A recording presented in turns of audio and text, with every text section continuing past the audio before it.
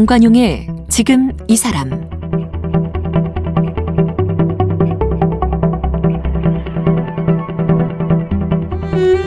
여러분 안녕하십니까? 정관용입니다. 지금 이 사람 이번 한 주는 더 나은 삶, 안전한 대한민국을 위한 제안, 슬기로운 지구생활 이런 주제로 보내드리고 있죠. 오늘 네 번째 시간인데요. 미세 플라스틱을 연구하는 건국대학교 환경보건과학과의 안윤주 교수를 만나보겠습니다. 우리가 그저 무심코 사용하고 버리는 플라스틱, 이게 잘게 쪼개지면 미세 플라스틱이 되는데 천일염, 소금이죠. 그 다음에 수돗물, 또 조개와 같은 폐류, 또 생선 내장에서도 미세 플라스틱이 발견되고 심지어는 공기 중에도 떠다니는 것으로 밝혀지면서 큰 이슈가 되고 있죠. 이 미세 플라스틱이 이 사람 인체에 어떤 영향을 미치는가 아직 구체적 연구가 진행되지는 않았습니다만 생태계에는 확실히 악영향을 끼치는 것으로 지금 밝혀지고 있습니다. 우리가 버린 플라스틱이 우리 삶의 터전을 망가뜨리고 우리의 건강까지 해치고 있는 건데요. 자, 미세 플라스틱 전문가 안윤주 교수 만나봅니다. 교수님 어서 오십시오. 네, 안녕하세요. 미세 플라스틱의 미세의 기준이 뭐예요? 어디부터 미세입니까? 미세라는 얘기는 작은 거잖아요. 네. 그런데 이제 플라스틱을 만드는 재료 중에서 플라스틱 구슬처럼 생긴 우리가 펠렛이라고 부르는 게 있는데 그 펠렛 사이즈가 5mm입니다. 그래서 5mm보다 작은 플라스틱 조각을 미세 플라스틱이다라고 정의를 했고요. 지금은 이제 어느 정도 연구자들끼리 합의가 이루어져서 사이즈가 1마이크로미터에서부터 5mm 사이에 해당되는 플라스틱 조각들을 미세 플라스틱으로 정의를 하고 있습니다. 5mm면 그래도 꽤 크기가 되는 건데요. 그렇죠? 네, 꽤 크죠. 우리 눈으로 충분히 볼 수 있는 그러니까요. 사이즈고요.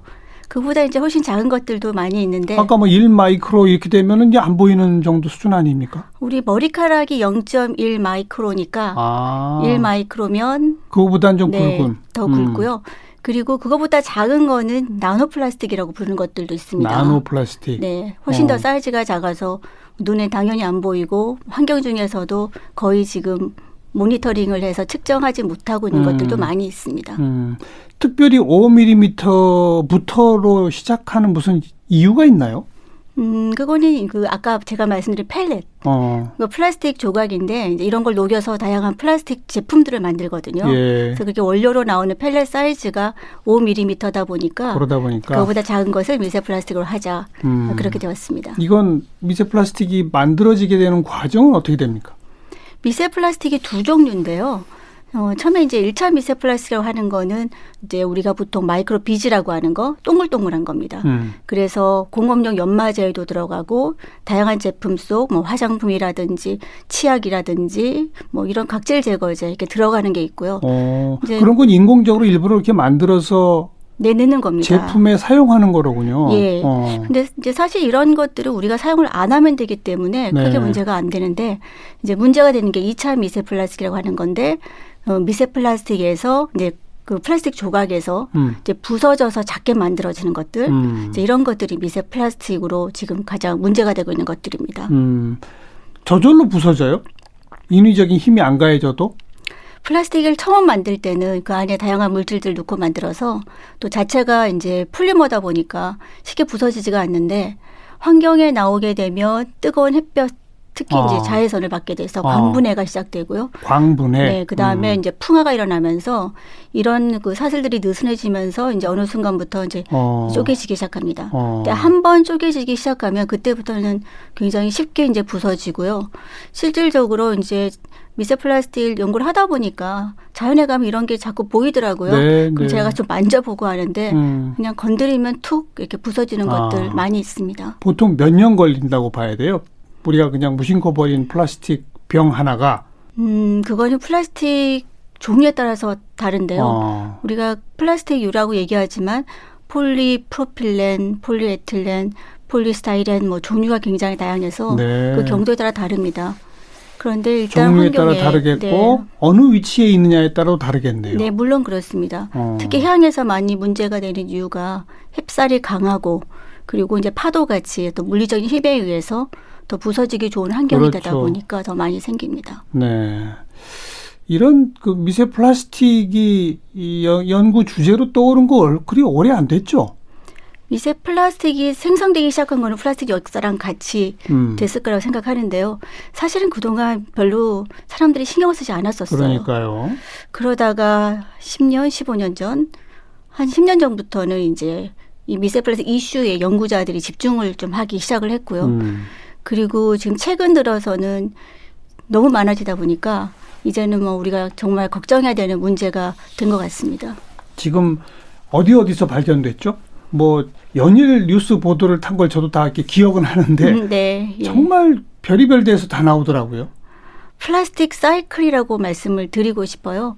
우리가 워터 사이클, 그래서 물이 순환되는 것처럼 이제는 플라스틱 사이클이라고 말을 할 수 있을 정도인데, 환경 매체, 그러니까 처음에는 해양에서 시작을 했는데요. 바닷가. 네, 그렇지만 지금은 우리가 담수에 있다는 것도 이미 알게 됐고, 토양에도 존재를 하고 있고요. 토양. 네, 토양에도 있습니다. 그 다음에 대기에도 있습니다. 글쎄, 공기 중에 떠다니는 것도 있다면서요. 네, 그렇게 있고, 우리가 먹는 식재료들, 뭐 과일, 채소, 임해폐류, 어류, 그리고 물, 뭐 맥주, 와인 이런 거에도 다 나오고 있고요. 물에 들어있으면 뭐 온갖 주류에도 다 들어있겠죠. 네, 그렇습니다. 그리고 뭐 이미 보도된 것처럼 바닷물에 많으니까 소금에도 당연히 많이 있고요.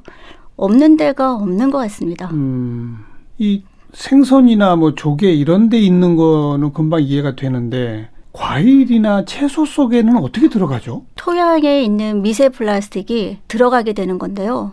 쉽게 들어가지는 않을 텐데 사이즈가 작은 것들은 이제 세포막을 통과할 수가 있습니다. 식물 세포막을. 네, 그렇습니다. 그래서 뿌리를 통해서 들어가고, 그 다음에 이제 줄기로, 과일로 이렇게 전이가 되게 돼서 결국엔 우리가 먹는 참. 곳까지 갑니다. 그래서 일주일에 무슨 뭐 신용카드 한 장씩을 먹는다, 그런 보도 본 적이 있는데 네. 맞아요? 최소한 그 정도 먹는다라고 보시면 될 것 같고요. 그게 최소예요? 이유는 우리가 뭐 어디서 몇 개가 발견됐다라고 얘기를 하잖아요. 근데 네. 사실 저는 그 몇 개가 별로 중요한 것 같지는 않은 게, 이유는 몇 개라고 얘기하는 거는 우리가 셀 수 있는 숫자만 센 거거든요. 네. 근데 사실 더 위험한 거는 우리가 현재 잘 세지 못하고 있는 더 작은 나노 플라스틱들. 그러니까 입자가 작을수록 더 잘 들어가고 더 영향을 많이 미칩니다. 그러다 보니 지금 상당히 많은 것 중에서 우리가 카운터하는 것들 숫자로 어디에 몇 개 이렇게 지금 얘기하고 있습니다. 그래서 최소한 일주일에 신용카드 한 장 정도를 먹는다, 사람이. 네, 지금 나온 연구 결과로는 그런데요. 앞으로 이제 좀 더 분석을 잘하게 되면 예. 그 숫자들은 아마 더 업데이트 될 수도 있을 것 같습니다. 아니, 지금 제가 이 질문을 하면서도 또 아마 이 방송 들으시는 청취자분들도 갑자기 속이 좀 느글느글해질 것 같은데, 신용카드를 씹어먹는다 생각하면 참 끔찍하잖아요. 일주일에 한 장씩? 네, 그렇죠. 근데 이제 플라스틱이 그렇게 단단하게 뭐 생긴 것만 예상을 하시고 우리가 상상을 하잖아요.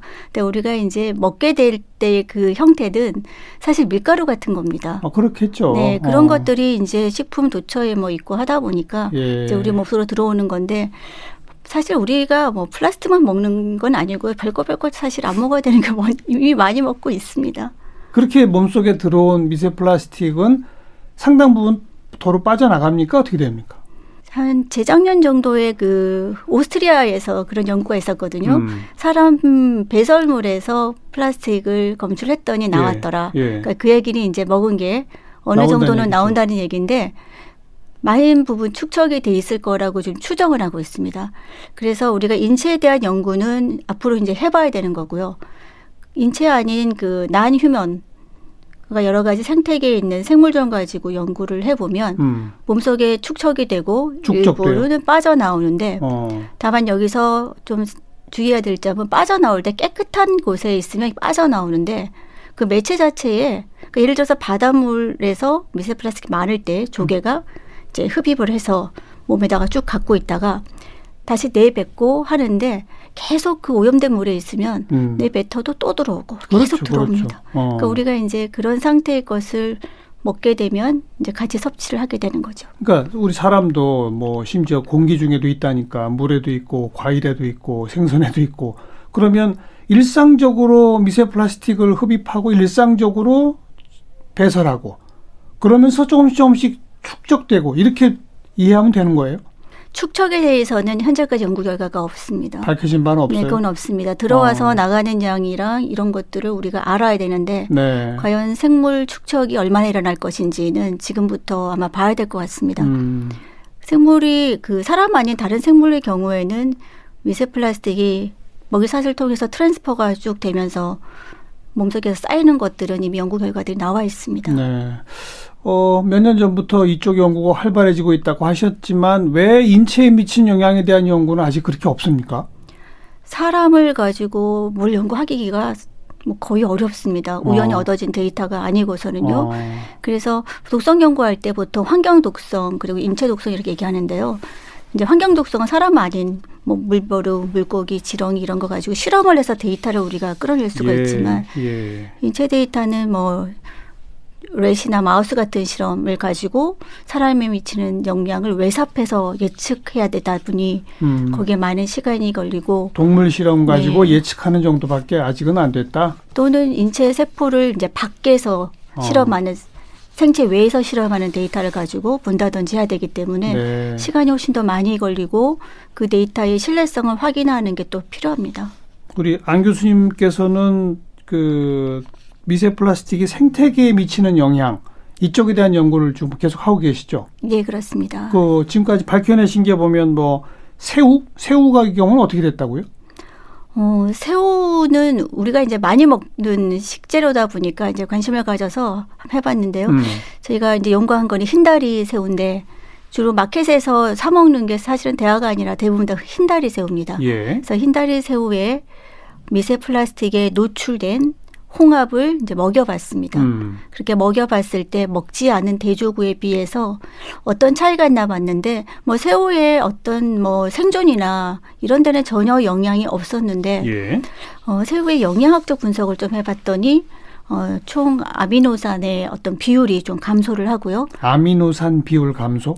네, 그리고 필수 아미노산의 일부가 좀 저하되는 것을 봤습니다. 그래서 어떤 의미냐 그러면 우리가 이제 아미노산이라는 것은 식품의 어떤 가치 이런 걸 볼 때 쓰는 건데요.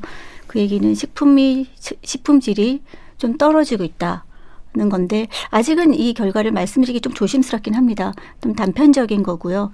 앞으로 좀 더 많은 결과들을 얻어와야 될 것 같습니다. 어쨌든 지금까지 테스트 결과로는 미세 플라스틱을 섭취한 새우의 아미노산이 떨어지더라. 네, 그렇습니다. 그럼 그 얘기는 우리 사람이 새우를 먹을 때 그 영양가가 좀 떨어지는 거다. 그런 거네요. 그렇게 생각해 볼 수 있습니다. 또 토양에 어떤 영향을 미치는 것도 연구하셨죠?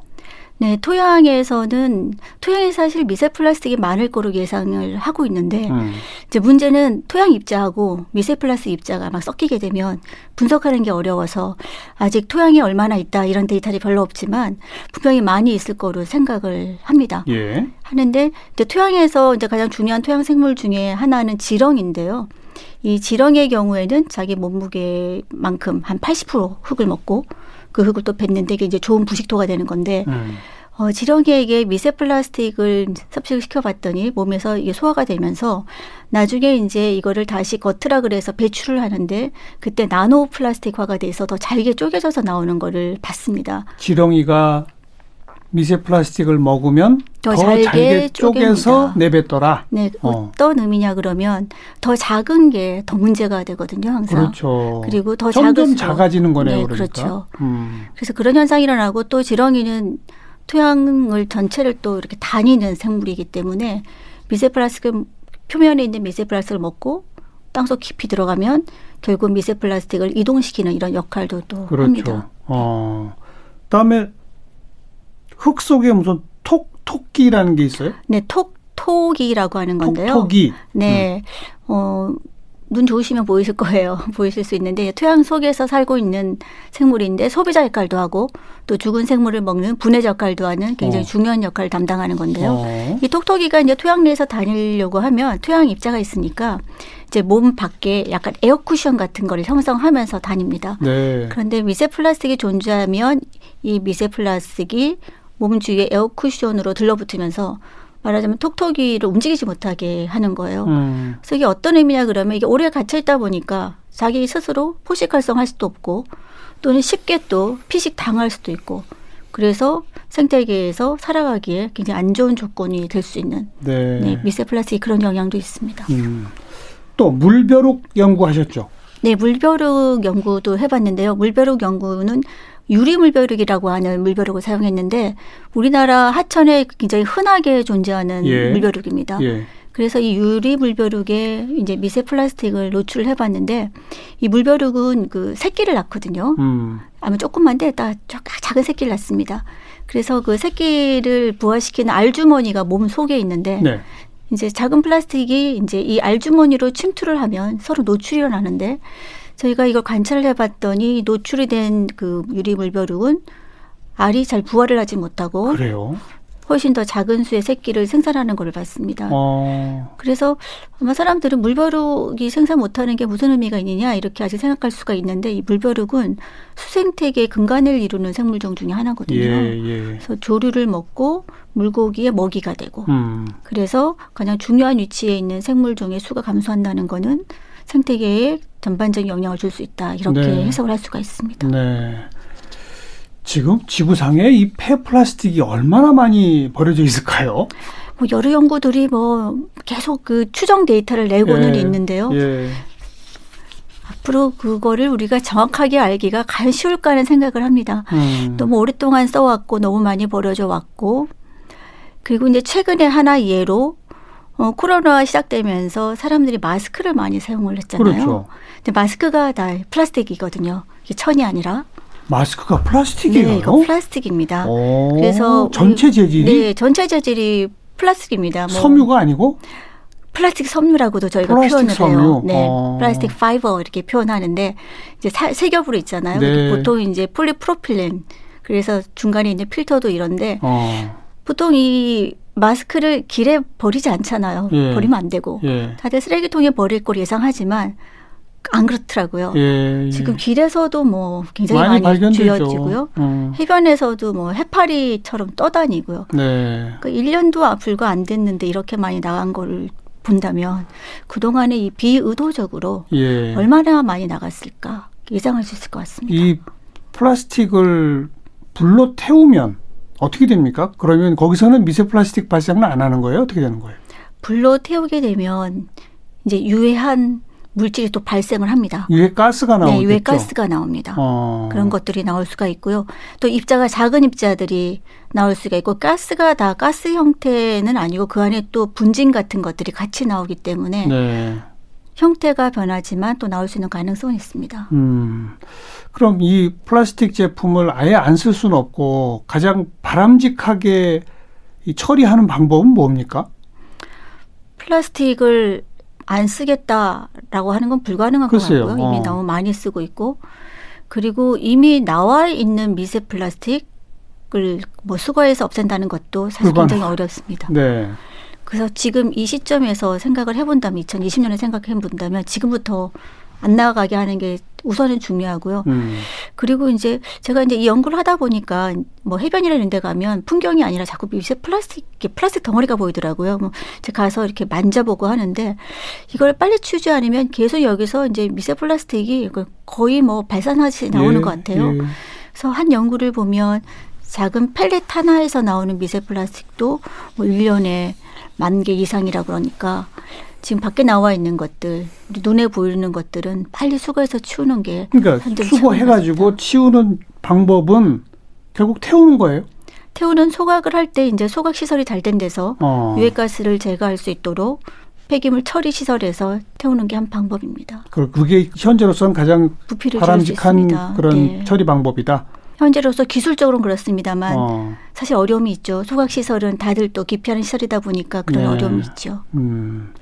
플라스틱 왜 재활용하는 거 있잖아요. 그거는 어떻게 하는 거예요? 녹여갖고 다시 플라스틱을 만드는 겁니까? 네, 그렇습니다. 그 플라스틱을 녹여가지고 제품을 만들 때는 이제 원료가 아까 말씀드린 5mm 정도 펠렛. 네. 그러니까 네. 약간 그 삐뚤삐뚤하게 생겨 있는 약간 동그란 구슬처럼 생긴 거라고 보시면 되는데 이제 그걸 녹여서 다양한 플라스틱 제품을 만들거든요. 그래서 우리가 보면 페트병에서 뭐 옷을 만들었다고 하잖아요. 네. 그러니까 페트병을 녹여서 펠렛을 만들어내고 거기서 이제 가는 섬유를 뽑아내서 또 합성 섬유로 옷을 만드는 거거든요. 그래서 그런 식으로 활용 사용할 수 있도록 뭐 재활용하는 게 이제 가장 좋은데 제도적으로 그 재활용이 할 수 있게 하려면 또 여러 가지 준비될 점들은 많이 있는 것 같습니다. 어떤 것들이 필요할까요? 지금 뭐 환경부에서 여러 가지 방책을 내놓고 있는 걸로 알고 있어요. 작년, 재작년인가요? 중국에서 이제 더 이상 플라스틱 쓰레기 수입을 안 하겠다. 하죠. 보이콧하고 나서 예. 우리나라가 한번 난리가 났었잖아요. 대란이 벌어졌었죠. 예, 막 아파트에 쌓이고 막 그랬었죠.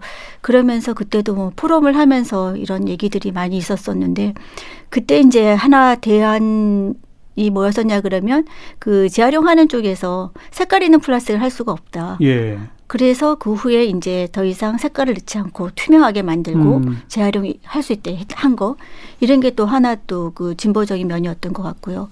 앞으로 재활용할 수 있도록 아마 제도적으로도 뭐가 좀 필요하지 않을까 그런 생각을 좀 합니다. 우리가 유리병 같은 경우에 뭐 수거하게 되면 집어넣게 되면 뭐 예를 들어서 동전으로 좀 준다든지 그렇죠. 이런 게 있지 않습니까? 예, 예. 인센티브를 예. 좀 도입할 필요도 있다. 네, 그런 것도 좀 생각해 봐야 될 것 같습니다. 일각에서는 그런 표현을 해요. 기업체에서 아예 최초 제품을 생산할 때 자신들이 플라스틱이 들어간 어떤 제품들을 만들고 있으면 그것이 마지막 처리되는 것까지를 책임지도록 하는 뭐 기업이 아예 그래서 좀 덜 플라스틱 제품을 만들도록 하는 뭐 이런 제도도 필요하다는 얘기도 하던데 어떻게 보세요? 저는 그 제도는 굉장히 좋은 것 같아요. 네. 그러니까 생산자가 책임지도록 하는 그 제도에 대해서는 그렇죠. 벌써 검토를 하고 있습니다. 그래서 연구원들에서 이미 검토를 하고 있고요. 이제 실질적으로 아마 론칭되는 데는 좀 시간이 걸리겠지만 궁극적으로는 그 방법이 가장 효율적인 거로 생각이 됩니다.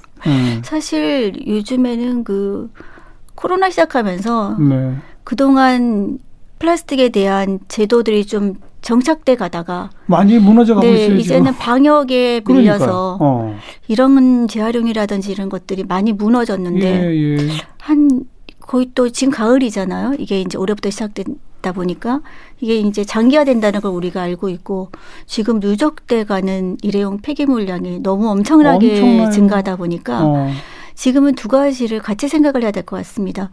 그래서 우리가 방역도 물론 중요하지만 장기적인 안목으로 본다면 이 플라스틱 정책을 다시 재개해서 같이 좀 나갈 수 있도록 밸런스를 맞추는 게 꼭 필요한 시점이라는 생각이 듭니다. 요즘 뭐 배달 음식 이런 것도 어마어마하게 늘어났고요. 네, 그렇죠. 네. 또 요즘 게 택배 형태로 포장하는 그런데 또 과잉 포장으로 플라스틱이 너무너무 많이 쓰이는 것 같아요. 네, 굉장히 많아요. 저도 뭐 집에서 온라인으로 요즘 쇼핑을 예. 많이 할 수밖에 없는데 쓰레기 양을 보면서 이렇게 많이 나와도 되나 그러니까요. 싶을 정도로 요즘 많이 나오는 것 같습니다. 우리가 그냥 비닐봉투라고 하는 거 있잖아요. 그것도 비슷한 재질 아닌가요? 네, 다 같은 재질이고요. 그죠? 네, 다 플라스틱 종류고요.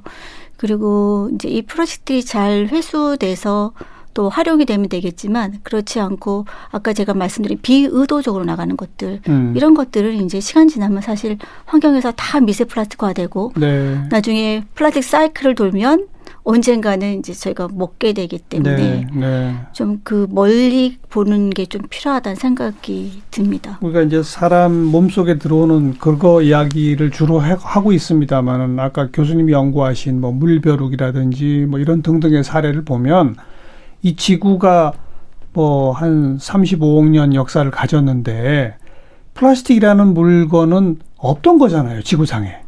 네, 그랬었죠. 사람이 인공적으로 화학적 어떤 작용을 해서 창조해낸 물건 아닙니까? 그죠? 네, 그렇습니다. 그게 사용되기 시작한 지 불과 몇십 년 사이에 지구를 뒤덮었고 지구에 사는 웬갓 생명체들의 생태계에 악영향을 미치고 있는 거 아닙니까? 우리가 참 많이 안일을 했었던 것 같아요. 그러니까 보면 어느 정도 이 문제가 밖으로 드러나기 전까지는 다들 사실 신경을 거의 쓰고 있지 않다가 이제 두드러지고 이슈가 되다 보니까 이제 막 얘기를 하는 거고요. 사실 없던 물질들을 우리가 많이 만들어내고 있거든요. 네. 화학 물질도 그렇고. 그러니까요. 그리고 조금 다른 얘기겠지만 우리나라에서 지금 화평법, 화관법 이런 것들도 시행되고 있지 않습니까? 무슨 뜻이죠? 가습기 살균제 사건 때문에 화학물질에 대한 평가 및 등록에 관한 법률 이런 게 생겨서 어떤 화학물질을 사용할 때 용도를 변경해서 쓸 때는 이 물질에 대해서 등록을 하고 쓸 수 있는 이런 제도들이 만들어졌고요. 그리고 구미 불산 사고 같이 사고가 터져서 예. 요즘 보면 화학물질 사고도 굉장히 많이 일어나지 않습니까? 예, 네. 그래서 이런 걸 우리가 미리 좀 예측을 해서 좀 사고가 났을 때 잘 대비한다든지 방지하고자 하는 게 또 화학물질 관리에 관한 화관법이 생겼고요. 네. 그리고 얼마 전에는 이제 살생물질, 그래서 바이오사이드라 그래서 굉장히 독성 물질들이 많은데 이런 물질들에 대한 법률이 생겼는데 이게 왜 필요하냐 그러면 지금도 계속 새로운 물질, 맞아요. 화학물질을 맞아요. 만들어내고 있거든요.